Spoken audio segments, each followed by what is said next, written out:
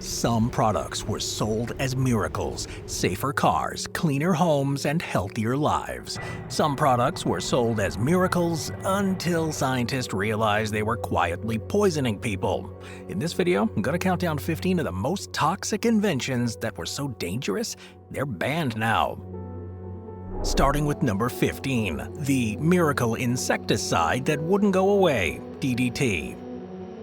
DDT was once advertised as a miracle insecticide. After World War II, it was sprayed on crops, forests, and even in the streets and homes to control mosquitoes, lice, and agricultural pests.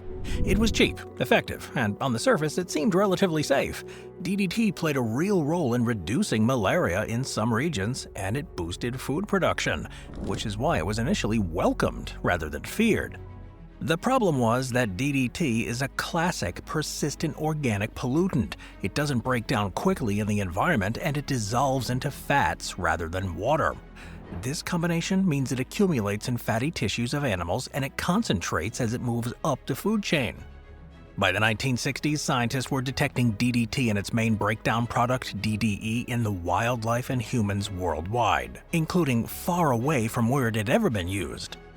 Ecologists documented one of the most famous effects of birds of prey. DDE interferes with calcium metabolism, leads to thinner eggshells. Bald eagles, peregrine falcons, and other raptors laid eggs that broke under the weight of the parents, which contributed to their population decline. At the same time, toxicologists and epidemiologists started to examine human health risks. Studies have associated DDT exposure with possible increased risks of breast cancer, type 2 diabetes, reduced semen quality, and developmental and liver effects. There is a broad agreement, though, that DDT is stored in human fat tissue that people can carry residues for years after exposure. Well, needless to say, regulators began to act. In the United States, after a lengthy public hearing, the Environmental Protection Agency canceled essentially all agricultural uses of DDT in 1972. Globally, it was one of the original dirty dozen chemicals targeted by the Stockholm Convention on Persistent Organic Pollutants, a UN treaty that aims to eliminate or restrict persistent, bioaccumulative, and toxic chemicals. Even decades after spraying stopped, the legacy of it is obvious. Recent research in New Brunswick, Canada, found DDT residues in brook trout mussel up to 10 times higher than Canadian wildlife safety guidelines. Today, only a small number of countries use DDT under Stockholm Convention exemptions for malaria control. But the exact global health burden from it is hard to quantify because it overlaps with many other risk factors. But the combination of extreme persistence and bioaccumulation is what pushed this former miracle product onto the list of the world's most tightly restricted and effectively banned toxic chemicals. Number 14. Asbestos-containing building products. Asbestos. It's a commercial term for several naturally occurring fibrous minerals that are strong, flexible, and resistant to heat and fire. For most of the 20th century, those properties made asbestos incredibly popular. It was woven into fireproof textiles, mixed into cement, sprayed as insulation and fireproofing on steel beams, and formed into floor tiles, roofing, gaskets, and brake linings. The toxicity problem, though, comes from the fibers themselves. When asbestos-containing material is cut, drilled, damaged, or allowed to deteriorate, they can release microscopic fibers into the air. If you inhale some of those fibers, they can lodge deep in your lungs and pleura, the lining around the lungs, and the International Agency for Research on Cancer classifies all forms of asbestos as Group 1 carcinogens. And because asbestos diseases often develop decades after exposure, the scale of harm only fully became visible later in the century, especially among shipyard workers, construction workers, and people in asbestos mining. As evidence accumulated, the public health agencies and professional bodies called for asbestos to be phased out entirely. By 2010, asbestos was banned in 52 countries, and that number has since grown. Not every country, though, has banned asbestos, and some still mine, export, or use it, particularly white asbestos. That makes global exposure patterns a bit uneven. The epidemiological evidence shows that though even relatively low occupational exposures can significantly increase the risk of mesothelioma and lung cancer, there is no widely accepted safe threshold. Even where bans are in place, asbestos products remain in older buildings, ships, and infrastructure. The risk is highest when these materials are disturbed during renovation, demolition, or improper removal. Estimating the total number of deaths caused by asbestos is difficult, depending on modeling assumptions and different studies that arrive at different figures. But researchers generally agree, however, that it's among the most lethal industrial materials ever marketed on a large scale. Number 13. PCB containing electrical equipment. Polychlorinated biphenyls, or PCBs, were once a go-to ingredient in electrical equipment. These man-made chemicals are thermally stable, they don't burn easily, and have good insulating properties. For decades, they were used as dielectric fluids in transformers and capacitors, as well as in hydraulic fluids, some paints, sealants, and carbonless copy paper. The same stability that made PCBs attractive in industry is what makes them so problematic. They're persistent organic pollutants. Wild animals, especially those higher up in the food web as predatory fish, birds, and marine animals, can build up high levels even far from any direct source. They are classified as human carcinogens by major health agencies, and studies in highly exposed workers and communities have linked PCB exposure to an increased risk of certain cancers. There is also evidence that parental and early life exposure can affect neurodevelopment, although quantifying the exact risk at low environmental levels is complex and still studied. By the late 1960s and early 70s, contamination incidents like large spills, industrial discharges, and food contamination made it clear that PCBs were escaping from supposedly closed systems. Sediment cores taken from rivers, lakes, and coastal zones in many countries show a sharp rise in PCB deposition in the mid-20th century. Regulators, though, responded in phases. Many countries first restricted new production and use and then moved towards full bans. In the U.S., PCBs were effectively banned from production in 1979 under the Toxic Substances Control Act. The European Union and other regions have similar restrictions, and internationally, PCBs are targeted for elimination under the Stockholm Convention on Persistent Organic Pollutants. But PCBs are still present in older electrical equipment, and the legacy is why PCB-containing electrical products are widely regarded as the most toxic industrial products ever marketed. Even with bans in place, managing contaminated sites and safely decommissioning old equipment is an ongoing challenge. Number 12. Leaded gasoline. Leaded gas was introduced in the 1920s to solve a technical problem. Early car engines tended to do something called knock, which was a damaging premature ignition. Adding lead to gas raised its octane rating and reduced knocking, allowing a more powerful, efficient engine. For decades, this additive was blended into fuel for cars, trucks, and aircraft pistons and other engines. And filling stations around the world sold leaded petrol as the standard option. The toxicity of lead itself was already known long before this lead was commercialized, and it can damage multiple organ systems, but its most serious effects are on the nervous system, especially in children. What was less obvious at first was how much lead from exhaust would accumulate in the air, dust, soil, and ultimately in people. As cars became common, the cumulative emissions from lead gasoline turned into a major source of lead exposure in cities and along busy roads. By the 1970s and 80s, multiple studies showed that children with higher blood lead levels, often still below the threshold previously thought to be safe, had measurable deficits in IQ, attention, and behavior. Lead exposure had also been associated with increased blood pressure and cardiovascular risk in adults. Policymakers began restricting lead in gas. In many countries, the first move was to introduce an unleaded gasoline and required catalytic converters, which don't work properly with leaded gas. Over time, governments phased down the allowed lead content, then banned lead petrol for on-road vehicles altogether. The phase-out had measurable effects. In countries where good data exists, average blood levels in children and adults dropped sharply after leaded gasoline was removed from general use. But despite the gains, leaded gasoline isn't entirely a historical issue. Aviation gasoline used in many piston-engine aircraft still contains lead in some countries, and the associated emissions are now a focus of regulatory concern. Some nations do also lag behind in banning lead petrol, meaning the global phase-out was uneven. But even so, for everyday road vehicles, leaded gasoline has effectively been banned or phased out in most of the world because of its well-documented role in widespread exposure. Number 11. Coolants that ate the ozone layer. Chlorofluorocarbons.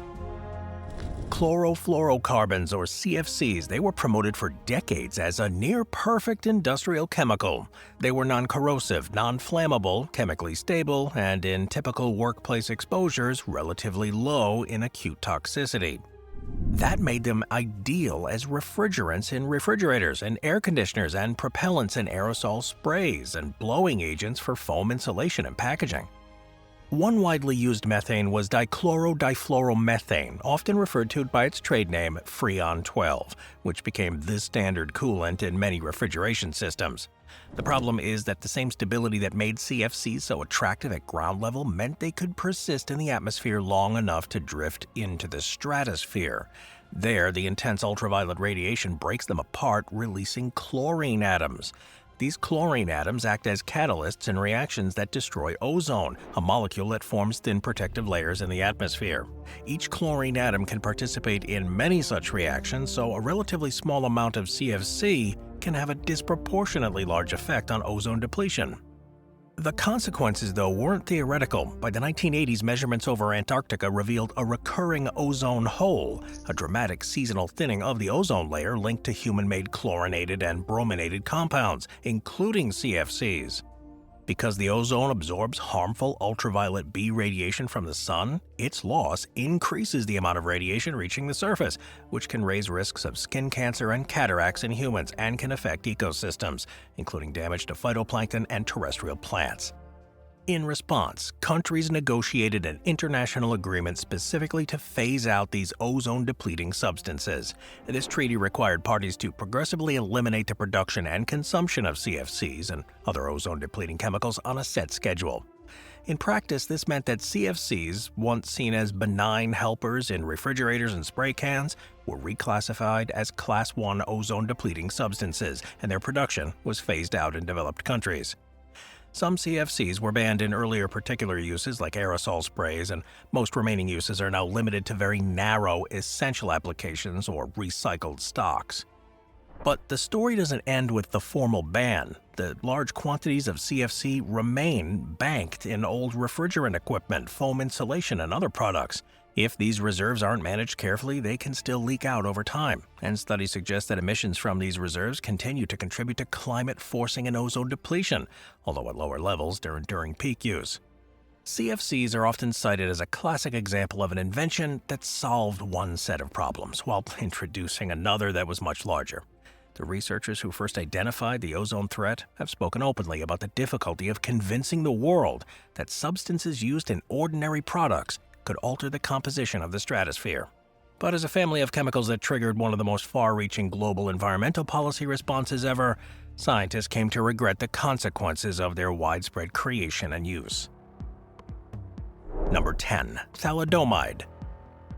Thalidomide. It began life in the late 1950s as what was marketed as a mild, non-addictive sedative. It was developed by a German pharmaceutical company and sold under various brand names as a treatment for anxiety, insomnia, and tension. Doctors soon began prescribing it to pregnant women to relieve morning sickness, based on the belief at the time that it was safe and well tolerated. Critically, the drug was put on the market without having been tested in pregnant animals for effects on the developing fetus, which was not the standard requirement. Within a few years, pediatricians and obstetricians in several countries started noticing an unusual pattern of severe birth defects.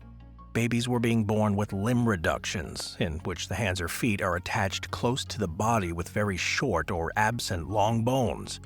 Other infants had abnormalities of the eyes, the ears, heart, kidney, and internal organs, and as clinicians compared notes, some suspected a link with thalidomide, used in early pregnancy.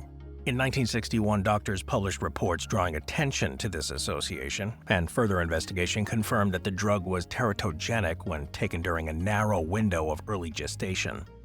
Estimates vary, but many sources place the number of babies born with severe defects worldwide in the range of 5 to 10,000, with some suggesting that the total affected pregnancies could be much higher.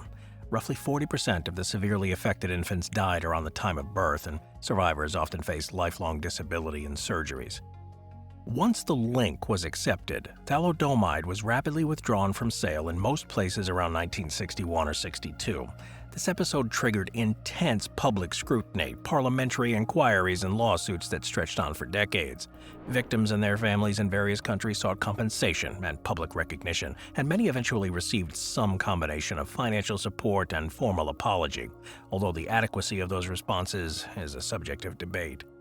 Interestingly, thalidomide didn't disappear entirely. Later research found that it had useful effects in certain conditions, including specific forms of leprosy and multiple myeloma, and now it's used carefully in controlled settings under strict pregnancy prevention programs. There is no way to put an exact number on the total human cost, partly because the records from the 50s and 60s are incomplete and different methodologies give different estimates. But there's a broad consensus that the thalidomide episode was one of the most significant drug-related medical disasters of the 20th century. Number 9. Agent Orange.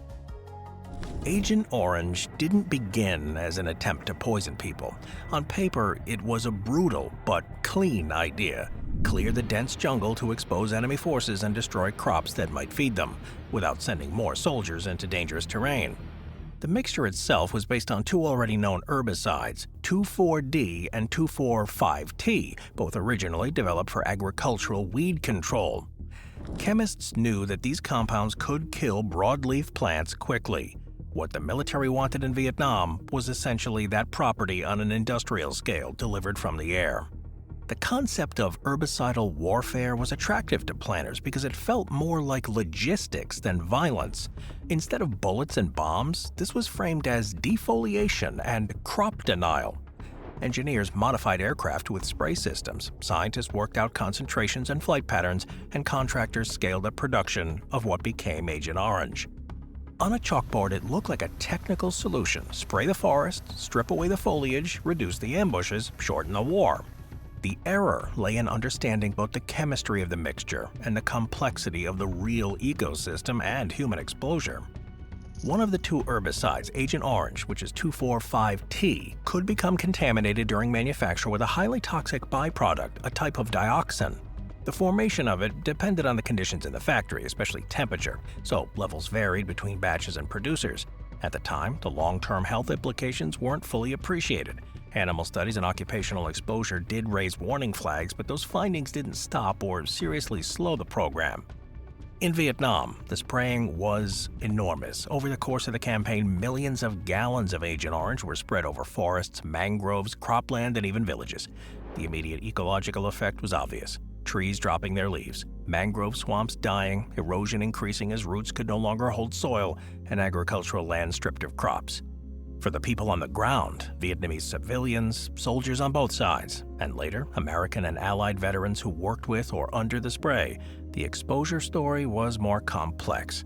Some acute effects were visible early, like chloracne and other skin problems, but the main concern that developed over time involved increased rates of certain cancers, reproductive problems, and birth defects.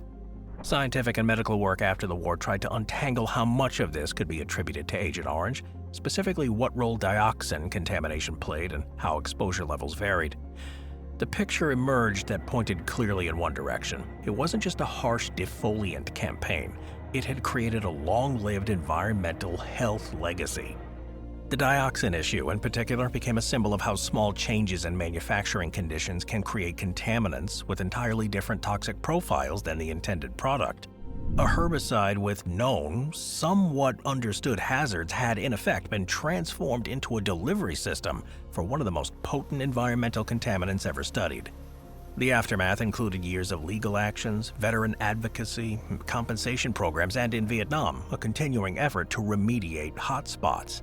Scientists who once saw herbicidal warfare as a technical, limited harm option have been confronted with a reality in which this spray drifted into water, soaked into the skin, entered the food chain, and persisted in the environment far longer than the conflict justified it. Number 8. Forever chemicals, PFAS.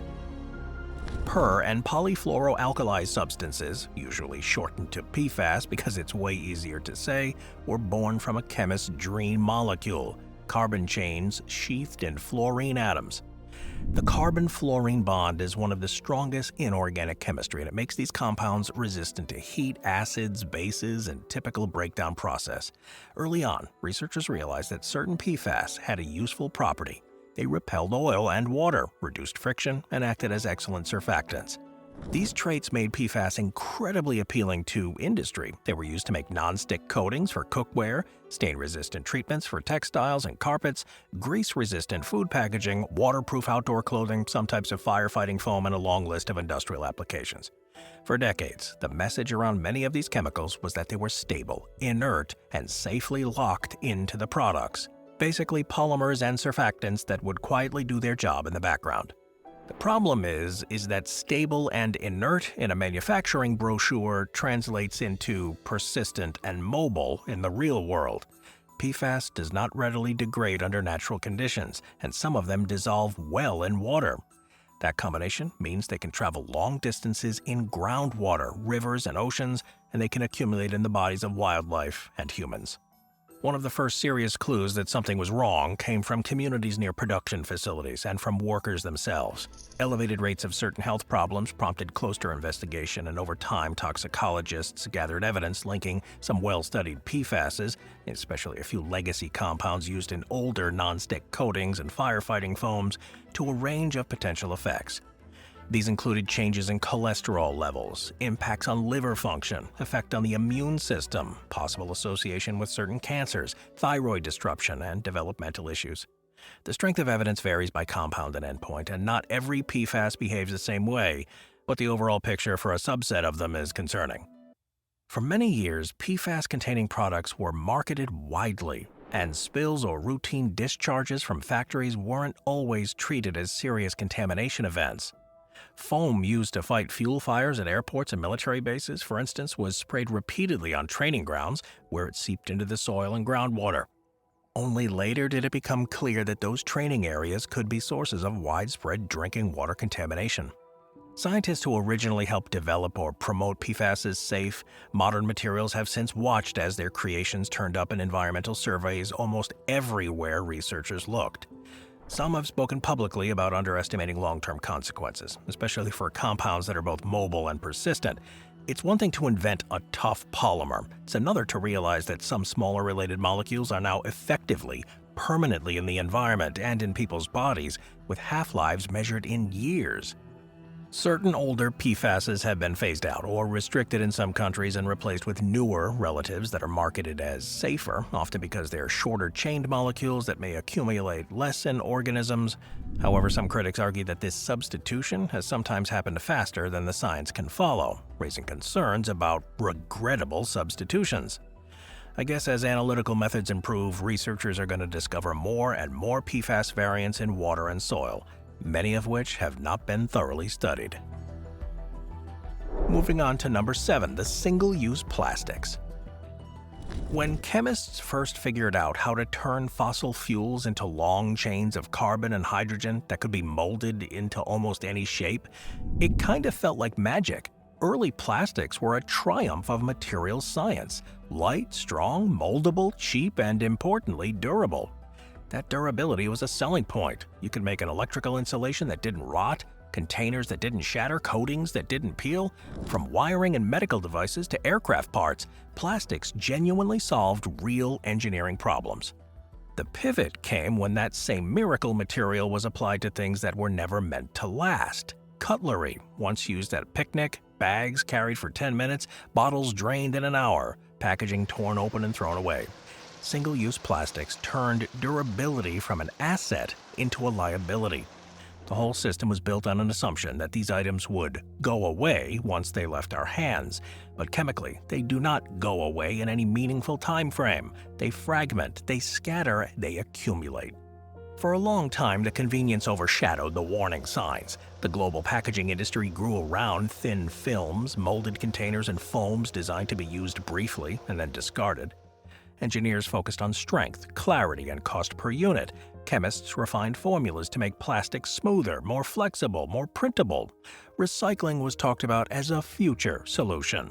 But in practice, only a small fraction of plastic was ever reprocessed, and most of that was in a few very specific, relatively pure streams. The rest went to landfills, incinerators, or, too often, into the open environment. Biologists followed the trail into food webs. Plankton ingested microplastics. Small fish eat the plankton, larger fish eat the smaller fish, shellfish filter water and accumulate the particles, seabirds swallow fragments that resemble food. Plastic doesn't provide nutrition, but it takes up space in your stomach, can cause internal injuries, and can carry other pollutants stuck to its surfaces. For humans, plastic shows up in drinking water, table salt, seafood, and even in the air we breathe indoors, where fibers shed from synthetic textiles and furnishings. The health implications here are still being worked out, but what exactly those particles do in lungs or intestines is under intense study. But scientists have moved on from asking, do they get in, to what are they doing once they're there? Many polymer chemists never imagined this outcome when they were working on properties like tensile strength or melt temperature. Their mental picture of plastic waste was controlled landfills and engineered recycling systems, not plastic sand on remote beaches or an island of trash circulating in the ocean. The regret is twofold. First, that the scale of the production outran the world's ability to manage the waste responsibly. And second, that the early communication around plastics oversold the idea that recycling would take care of the problem. Number 6. Social media recommendation algorithms. So when computer scientists built the first recommendation systems for websites, the goal sounded harmless, even helpful. Show people the content they're most likely to enjoy. Early versions were simple. People who liked X also liked Y. As the datasets grew and machine learning techniques improved, the systems became more sophisticated. They could learn what you clicked, how long you watched, and what you scrolled past, which posts you shared, and even how fast you moved through your feed. Algorithms adjusted in real time, optimizing for one main metric: engagement. Now, from a technical standpoint, this was exhilarating. You could feed in millions of user interactions and watch a model learn patterns over time. Engineers turned these models, ran A/B tests, and celebrated the graphs that showed higher click-through rates, longer session times, and more shares. Platforms framed it as personalization. Instead of a random fire hose of information, you'd get a feed tailored just for you. For creators, it promised a way to find an audience. For advertisers, a way to reach exactly the people most likely to respond. But optimizing for engagement has had its side effects. Algorithms learn, sometimes ruthlessly, what keeps people hooked. Content that provokes strong emotions, anger, outrage, fear, intense excitement, that tends to generate more reactions and longer viewing. Material that pushes boundaries, amplifies conflict, or confirms existing biases can perform better than calm, nuanced, or boring facts. The systems don't want anything in a human sense. They simply discover that certain patterns of content keep users active, and then they serve more of those patterns. Over time, researchers and some of the very engineers who built these systems started to notice the emergent outcomes. Feeds nudged users towards ever more extreme or sensational content. Fringe theories, polarizing politics, and conspiracy narratives could spread faster than corrections or context. People found themselves in tightly curated bubbles where most of what they saw reinforced what they already believed. Recommendation engines, which had been designed to increase watch time or clicks, were now being studied as factors in political polarization, misinformation spread, and even public health crises. Psychologists began raising alarms about the impact on attention and mental health, especially among teenagers and young adults. Constant exposure to carefully tuned feeds highlight other people's best moments and most dramatic takes or filtered appearances. It was linked in various studies to increased anxiety, depression, body image issues, and compulsive use patterns. The infinite scroll and autoplay features, the brilliant hacks from a user interface perspective, made it easy to just lose hours without intending to. The algorithms didn't know or care whether that time felt good or bad. They only registered that people stayed. Inside some tech companies, this led to real soul-searching. Engineers who had once proudly demoed models that increased time on site began to ask whether that metric was the right thing to optimize. A few prominent designers and former execs have spoken openly about regretting specific features like endless scroll or certain types of recommendation loops, calling them behavioral sugar or attention traps. They pointed out that the incentives at the company level, more engagement, more ad impressions, more revenue, made it hard to prioritize subtle, long-term harms over short-term gains.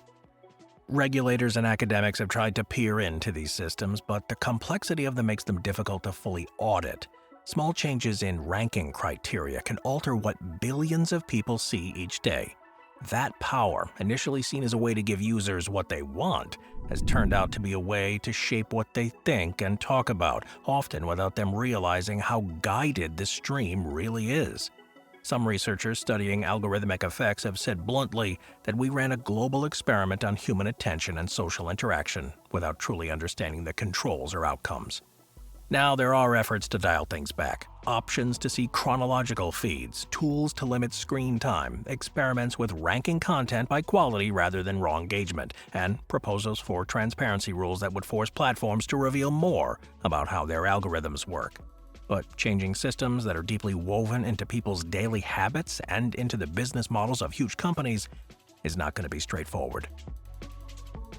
Number 5. Splitting the atom and changing everything. Nuclear weapons. When physicists first worked out how to split the atom, they were exploring the fundamental rules of the universe. The early experiments on nuclear fission were about neutrons, cross-sections, and chain reactions, not about cities. Only later, with war looming, did these ideas turn into the Manhattan Project. Many of the scientists who signed on believed they were racing against Nazi Germany, and that if such a weapon could exist, it was better that their side develop it first. Technically, the project was amazing, building reactors from scratch, enriching uranium, designing implosion lenses, and calculating blast effects with slide rules and hand-drawn graphs. When the first test explosion lit up the desert in 1945, some of the researchers described feeling both awe and dread. They had proven the physics. They had also made it undeniable that a single device could flatten a city. The bombings of Hiroshima and Nagasaki turned those abstractions into reality. Instant casualties, radiation sickness, long-term cancer risks, and genetic damage. After the war, several physicists who had helped build the bombs became vocal advocates for arms control and disarmament. Others continued to work on even more powerful designs, rationalizing it as deterrence, making weapons so destructive that no one would dare use them. But every new breakthrough in yield or delivery range deepened that sense that science had crossed a line that it could never uncross. The nuclear arms race that followed locked entire generations into a world where global annihilation was a possibility. Accidental, false alarms and near misses showed how easily miscommunication or technical glitches could bring countries to the brink. For many of the original researchers, regret didn't mean wishing they'd never studied nuclear physics. It meant recognizing how quickly basic research had been captured by military goals, and how little control they ultimately had over the technology they enabled. Today, nuclear power and nuclear medicine show that the same physics can be used for energy and health. But the shadow of nuclear weapons is always there. The idea that a handful of warheads could kill millions in seconds is not something that can be uninvented. That is what many physicists wrestle with. Not that they were wrong about the science, but that they helped create a tool whose worst potential remains with us as long as those weapons exist. Number 4. Deepfake technology. The core techniques behind deepfakes grew out of legitimate research in machine learning and computer vision. Scientists wanted algorithms that could understand and generate images and video to compress data, improve graphics, simulate faces for animation, anonymize people in datasets, and help disabled people communicate. When generative adversarial networks, or GANs, and related models started appearing, it felt like a leap forward. Machines could learn to create photorealistic faces, mimic expressions, and even synthesize speech patterns. At first, the demos looked like harmless tech showpieces, faces that don't belong to any real person, voice clones reading generic texts, actors' performances transferred between different camera angles. But it didn't take long for people outside the lab to realize what else you could do with that power. Early deepfake videos pasted celebrities' faces into explicit content.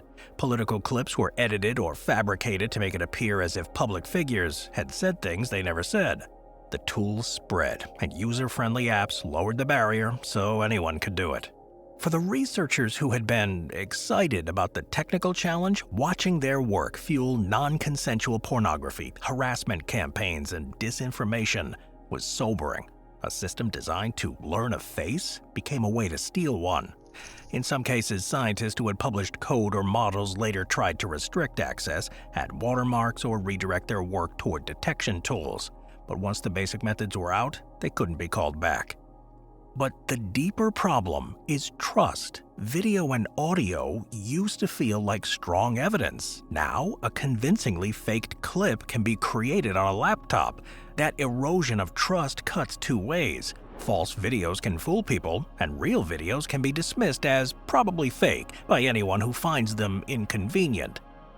Researchers and policymakers are scrambling to add authenticity systems, cryptographic signatures, and detection algorithms, but it is a constant race with people developing more advanced fakes. Many of the science behind the early breakthroughs still see positive uses for generative media, filmmaking, education, accessibility. But the regret lies in underestimating how quickly the technology could be weaponized for humiliation, blackmail, and political manipulation, and how hard it would be to build safeguards after the tools had already escaped the lab. Number 3. Lab-enhanced pathogens. The basic idea behind gain-of-function research is pretty straightforward. Take a microbe and modify it so it gains a new trait, stronger binding to cells, different host range, higher transmissibility. Then study what happens. The intent is often defensive. If scientists can see in advance what evolution might cook up, they can improve surveillance, vaccines, or treatment before a dangerous strain will appear in the wild. On paper, it's like a kind of rehearsal. Simulate future threats in the safety of a lab so the world is better prepared. In practice, the work can involve combining pieces of known viruses, maybe tweaking key genes or passing a pathogen through cells or animals until it adapts. Even when done with strict safety protocols and in high containment, it raises an uncomfortable question. What if something goes wrong? Well, the fear is not that every experiment is a ticking time bomb, but that rare lab accidents, mislabeled samples, improper disposal, a faulty seal, a simple human mistake, could release a strain that nature hasn't yet produced, or hasn't produced in that exact form. There have already been high-profile debates over specific studies, especially when researchers demonstrate how bird flu strains could be altered to spread more easily through mammals. Some scientists argued that those papers provided insight into how influenza evolves. Others countered that incremental scientific benefit wasn't worth the global downside if similar approaches spread or if the exact mutations ended up being copied in poorly regulated labs. The arguments weren't just about technical details. They were about whether creating such strains at all is ethically defensible. Over the past decade, more virologists and biosecurity specialists have stepped up forward to say they regret how far some of this work went before they were robust, widely agreed rules. Many still believe in studying dangerous pathogens, but wish the community had drawn clearer lines earlier. Stricter definitions of what counts as unacceptable risk, maybe more independent oversight, and more humility about what we truly gain from pushing transmissibility in the lab. The deepest worry, though, is that the knowledge doesn't disappear. Once certain engineering roots or a specific mutation set is published, they can be copied by other people, including in places without the same safety standards. The regret isn't about trying to understand viruses. It's about realizing that in attempting to anticipate nature, they may have also lowered the barrier for creating threats that only exist because someone built them. Number 2. The fossil fuel engine and a world built on CO2. Coal, oil, gas, they all look like miracles when they first came into wide use. One lump of coal could do the work of dozens of laborers. A barrel of oil could move a ship, power a factory, or send a car hundreds of kilometers. Chemists and engineers who refined fuels and built steam engines, internal combustion engines, and turbines, they helped unlock cheap, dense energy that transformed living standards. For much of the 19th and early 20th centuries, it was hard to see this as anything but progress. Here's the catch, though. Carbon dioxide and other greenhouse gases accumulating in the atmosphere wasn't obvious at first. A handful of physicists and geochemists did point out, surprisingly early, that CO2 does trap heat and the burning of huge quantities of fossil carbon would alter the climate. For decades, though, those warnings remained mostly academic. The immediate benefits of fossil fuel power were visible everywhere. The costs were diffuse, they were delayed and global. As measurements improved, the pattern became impossible to ignore. Rising CO2 levels, increasing global average temperatures, melting ice, shifting weather patterns, more intense heat waves, altered rainfall, and acidifying oceans.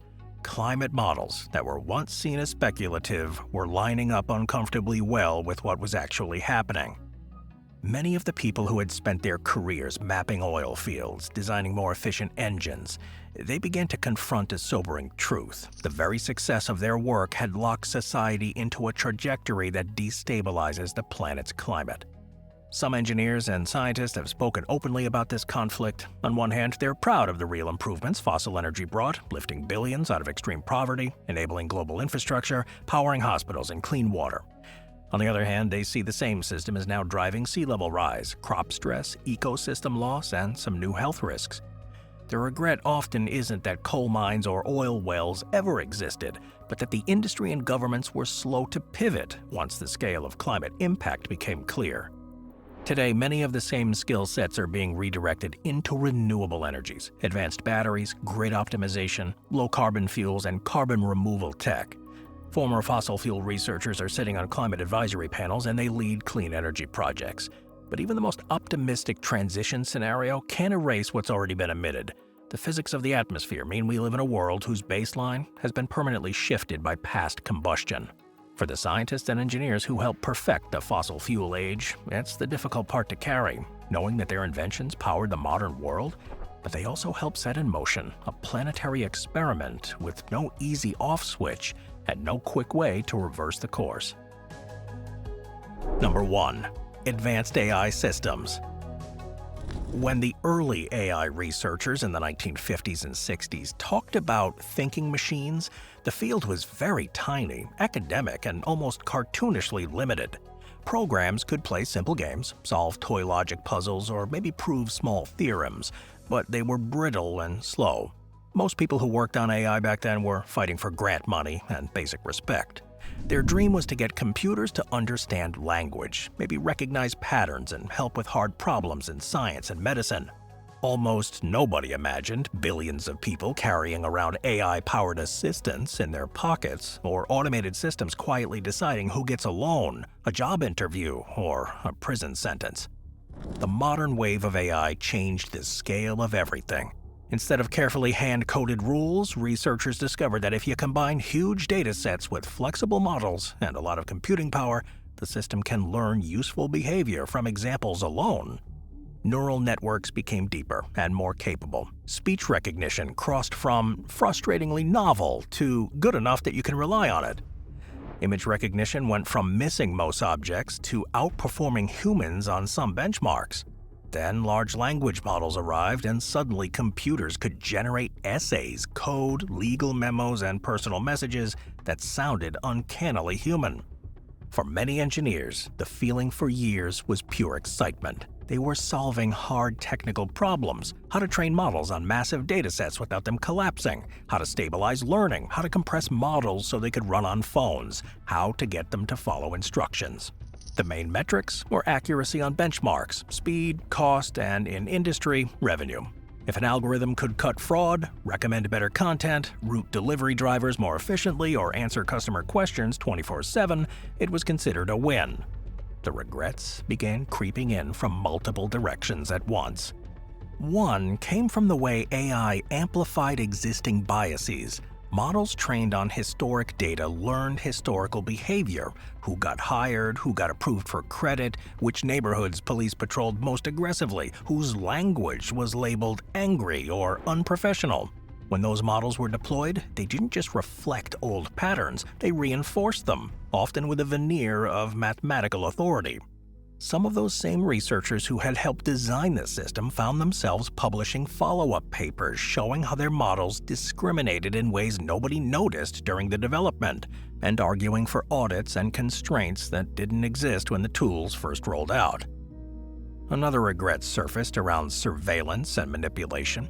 Computer vision systems that were originally described as tools to organize photos or help robots navigate ended up powering face recognition networks that can track crowds, identify protesters, or follow individuals across cities without their knowledge.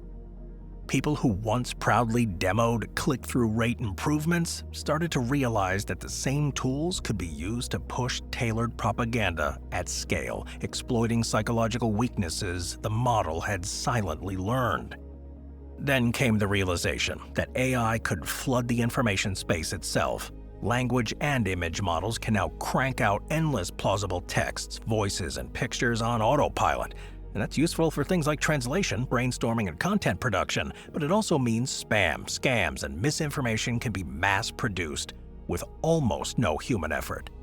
Bots no longer sound like bots. Fake eyewitness accounts can be generated in any language. Phishing emails can be personalized for each target, and researchers who spent their careers trying to get machines to understand and generate language now worry that they have undermined the basic signals people use to tell real from fake online. Some of the most amazing regrets have come from pioneers in the field who now say they underestimated how quickly these models would become powerful and widely deployed.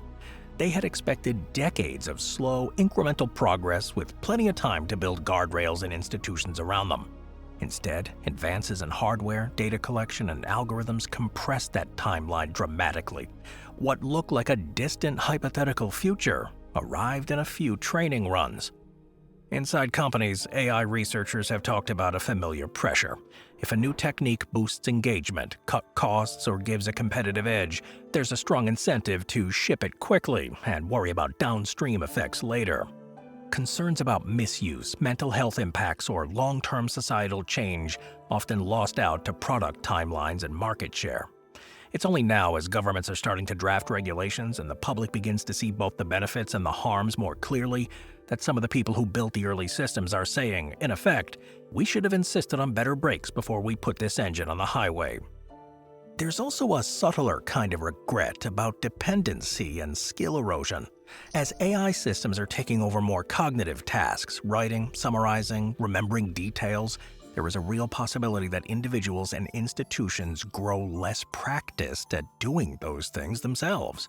Students can lean on models to finish assignments, professionals can use them to draft reports, managers can ask them for strategic plans.